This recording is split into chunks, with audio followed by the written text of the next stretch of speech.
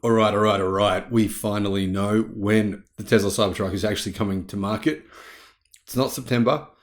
It's actually October. We also know that some of the other features have been essentially confirmed. The Cybertruck in this video shown off-roading is actually really, really cool. Here is some footage from a guy who just discovered these Cybertrucks off-roading while he was off-roading in his Jeep Gladiator. Now, I've got to say, he was pretty impressed, but he did say one interesting thing. Hello, my friends. Welcome to the channel. Great to see you. Thank you for tuning in. I'm Sam Evans. You're watching the Electric Viking. And yes, love it or hate it.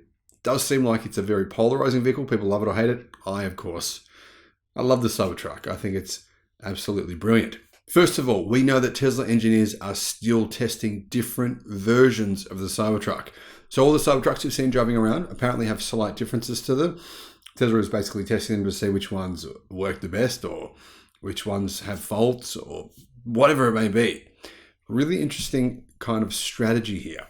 These vehicles in this video are believed to have been seen in the Hollister Hills State Vehicular Recreation Area.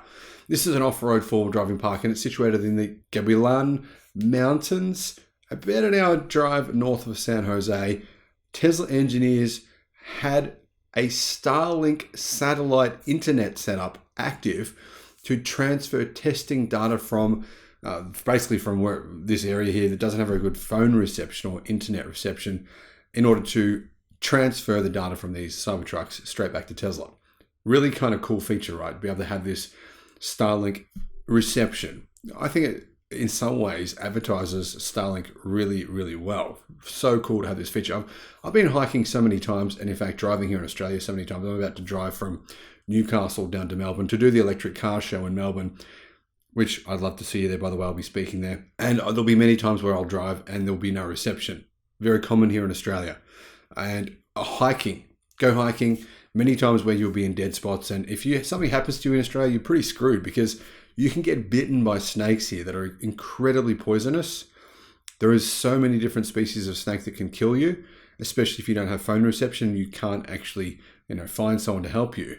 Apparently, within a couple of years, there'll be lots of different smartphones that will have the capability to actually use Starlink internet. And I'm not talking satellite phones here. I'm just talking, your normal smartphone. That'll be pretty cool. Getting back to the Cybertruck, Tesla's engineers were testing them and a park visitor actually saw these Cybertrucks. Tesla's engineers who were working on them were really, really friendly to the guy. So kudos to whoever these engineers were. We don't unfortunately get to see who they were, but they were asked. This guy just says, hey guys, when is the Cybertruck coming out? They said October for sure. And then he said, how much is the Cybertruck? And they said they have no idea. Now we do have a bit of an idea of how much the Cybertruck will cost. But before I get to that, the interesting thing that I noticed with this Cybertruck, it had different tires. It didn't have those tires with the big weird jaggedy things that look like the hubcaps are sticking into them. Tires look a little bit different, but it didn't have the hubcaps on either. So maybe that's more practical. The guy who made the video claims that the rims in this video are 20-inch rims, which they don't look like 20s to me, but they could be. If they are, that's huge.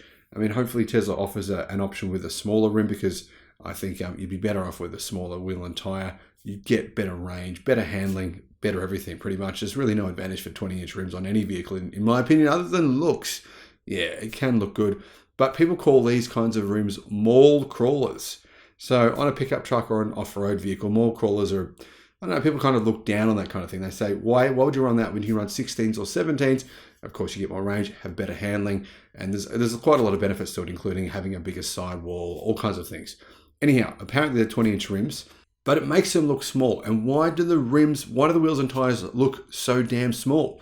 The reason is because, as you can see here, the air suspension lifts the height up of the truck really to a very high position.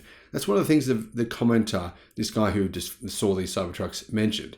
He said the engineers actually put the Cybertrucks down to the lowest position for him, then used the air suspension to put it into the highest position. He was just blown away by the difference. There's really not many vehicles you can do this in today.